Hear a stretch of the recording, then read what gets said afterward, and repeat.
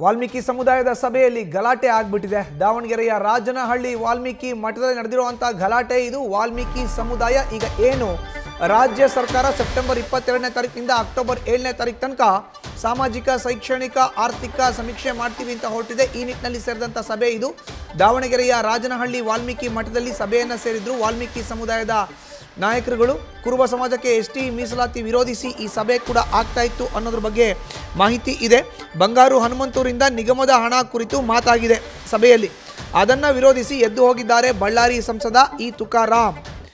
ನೇರವಾಗಿ ಅದನ್ನು ವಿರೋಧಿಸಿ ಸಭೆಯಲ್ಲಿ ಇದ್ದಂಥ ಬಳ್ಳಾರಿಯ ಸಂಸದ ಕಾಂಗ್ರೆಸ್ನ ಸಂಸದ ಇ ತುಕಾರಾಮ್ ಎದ್ದು ಹೋಗಿದ್ದಾರೆ. ಹನುಮಂತು ಕೈನಲ್ಲಿ ಮೈಕ್ ಕಿತ್ಕೊಂಡು ಕೆಲವರು ಆಕ್ರೋಶವನ್ನು ಕೂಡ ಇದೇ ಸಂದರ್ಭದಲ್ಲಿ ವ್ಯಕ್ತಪಡಿಸಿದ್ದಾರೆ. ಈ ವೇಳೆ ಎರಡು ಗುಂಪುಗಳ ಮಧ್ಯೆ ತಾರಕಕ್ಕೆ ಏರಿದೆ ಗಲಾಟೆ. ಇದು ದಾವಣಗೆರೆಯ ರಾಜನಹಳ್ಳಿಯಲ್ಲಿ ಮಠದಲ್ಲಿ ನಡೆದಂಥ ಒಂದು ಸಭೆ. ಕುರುಬರನ್ನು ಎಷ್ಟಿಗೆ ಸೇರಿಸಬೇಕು ಅನ್ನೋ ನಿಟ್ಟಿನಲ್ಲಿ ಆಗ್ತಾ ಇದ್ದಂಥ ಸಭೆ. ಈ ಸಭೆಯಲ್ಲಿ ಸಂಡೂರು ಉಪಚುನಾವಣೆಯಲ್ಲಿ ಸ್ಪರ್ಧೆಯನ್ನು ಮಾಡಿದಂಥ ವಾಲ್ಮೀಕಿ ಸಮುದಾಯಕ್ಕೆ ಸೇರಿರೋ ಅಂತ ಬಂಗಾರು ಹನುಮಂತು ಅವರು ಮೈಕ್ನ ಇಟ್ಕೊಂಡು ಮಾತಾಡ್ತಾ ಇದ್ರು. ನಿಗಮದ ಹಣವನ್ನು ದುರ್ಬಳಕೆ ಮಾಡಲಾಗಿದೆ ಅನ್ನೋ ಮಾತನ್ನು ಅವ್ರು ಹೇಳಿದ್ರು. ತತ್ಕ್ಷಣವೇ ಸಭೆಯಲ್ಲಿ ಇದ್ದಂಥ ಬಳ್ಳಾರಿ ಲೋಕಸಭಾ ಕ್ಷೇತ್ರದ ಕಾಂಗ್ರೆಸ್ನ ಸಂಸದ ಇ ತುಕಾರಾಮ್ ಅಲ್ಲಿಂದ ಎದ್ದು ಹೋಗಿದ್ದಾರೆ.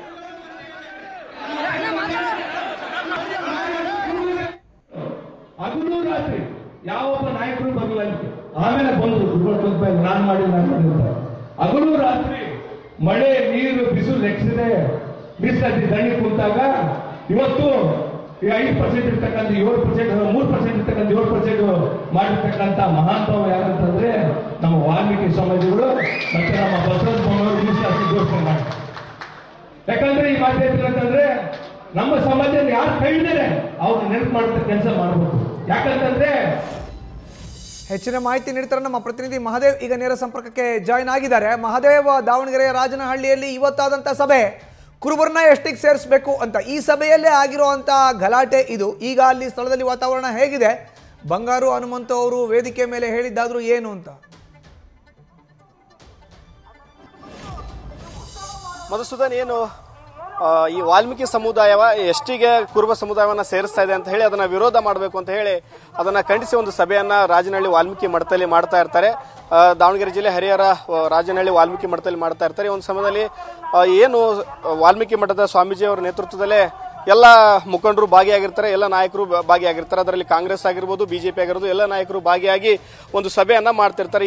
ಈ ಸಮಯದಲ್ಲಿ ಯಾವುದೇ ಕಾರಣಕ್ಕೂ ನಾವು ಅಂದ್ರೆ ಕುರುಬ ಸಮುದಾಯವನ್ನ ಎಷ್ಟಿಗೆ ಸೇರಿಸಿದ್ರೆ ಅದಕ್ಕೆ ಪರ್ಸೆಂಟೇಜ್ ನಮಗೆ ಕಡಿಮೆ ಆಗುತ್ತೆ, ನಮ್ಮ ಸಮಾಜಕ್ಕೆ ಅನ್ಯಾಯ ಆಗುತ್ತೆ. ಯಾಕಂದ್ರೆ ಇರುವ ಮೀಸಲಾತಿನೇ ಕಡಿಮೆ, ಇರುವ ಸಮುದಾಯಕ್ಕೆ ಒಂದು 40 ಲಕ್ಷಕ್ಕೂ ಅಧಿಕ ಸಮುದಾಯ ಇದೆ. ಈ ಸಮುದಾಯಕ್ಕೆ ಮತ್ತೆ ಕುರುಬರನ್ನ ಸೇರಿಸಿದ್ರೆ ಅವ್ರಿಗೆ ಎಷ್ಟಿಯನ್ನ ಕೊಟ್ರೆ ನಮಗೆ ಅನ್ಯಾಯ ಆಗುತ್ತೆ ಅನ್ನೋಂತ ಹೇಳಿ ಅದನ್ನ ಯಾವುದೇ ಕಾರಣಕ್ಕೂ ಆ ಸಮಾಜಕ್ಕೆ ಕೊಡಬಾರದು. ಕೊಟ್ರೆ ನೀವು ಮೀಸಲಾತಿ ಹೆಚ್ಚಿಗೆಯನ್ನ ಮಾಡಿ ಕೊಡಿ ಅಂತ ಹೇಳಿ ಒಂದು ಸಭೆಯನ್ನ ಸೇರಿಸಿ ಎಲ್ಲ ಮುಖಂಡರ ಬಗ್ಗೆ ಚರ್ಚೆಯನ್ನ ಮಾಡ್ತಾ ಇದ್ರು. ಈ ಒಂದು ಸಮಯದಲ್ಲಿ ಮತ್ತು ಜೊತೆಗೆ ಒಂದು ಜಾತಿ ಕಾಲ ಇತ್ತೀಚೆಗೆ ರಾಜ್ಯ ಸರ್ಕಾರ ಜಾತಿ ಜನಗಣತಿಯನ್ನು ಮಾಡಬೇಕಾಗಿದೆ. ಅದಕ್ಕೆ ಜಾತಿ ಗಣತಿಯಲ್ಲಿ ಜಾತಿಯಲ್ಲಿ ಏನನ್ನು ನಮೂದಿಸಬೇಕು, ಮತ್ತೆ ಧರ್ಮದ ಕಾಲಂನಲ್ಲಿ ಏನು ನಮೂದಿಸಬೇಕು, ಉಪಜಾತಿ ಕಾಲಂನಲ್ಲಿ ಏನೆಲ್ಲ ನಮೂದಿಸಬೇಕು ಅನ್ನೋ ಬಗ್ಗೆನೂ ಚರ್ಚೆ ಆಗ್ತದೆ. ಈ ಒಂದು ಸಮಯದಲ್ಲಿ ವಾಲ್ಮೀಕಿ ಸಮುದಾಯವನ್ನು ವ್ಯವಸ್ಥಿತವಾಗಿ ತುಳಿಯುವಂತ ಕೆಲಸ ಆಗ್ತಾ ಇದೆ ಅಂತ ಹೇಳಿ ಬಂಗಾರು ಹನುಮಂತ ಅವರು ಒಂದು ನೇರವಾಗಿ ಒಂದು ಆರೋಪವನ್ನ ಮಾಡ್ತಾರೆ. ಅಂದ್ರೆ ಸಭೆಯನ್ನು ಉದ್ದೇಶಿಸಿ ಮಾತನಾಡುವಂತ ಸಮಯದಲ್ಲಿ ಬಂಗಾರು ಹನುಮಂತ ಅವರು ಮಾತಾಡ್ತಾರೆ. ಈ ಒಂದು ಸಮಯದಲ್ಲಿ ಇವರು ಚುನಾವಣೆ ಅಂದ್ರೆ ವಾಲ್ಮೀಕಿ ನಿಗಮದ ಹಗರಣವನ್ನ ಪ್ರಸ್ತಾಪವನ್ನ ಮಾಡ್ತಾರೆ. ಇಲ್ಲಿ 187 ಕೋಟಿ ಅಕ್ರಮ ಆಗುತ್ತೆ, ಅದು ನಮ್ಮ ಸಮಾಜದ ಹಣ, ಅದು ನಮ್ಮ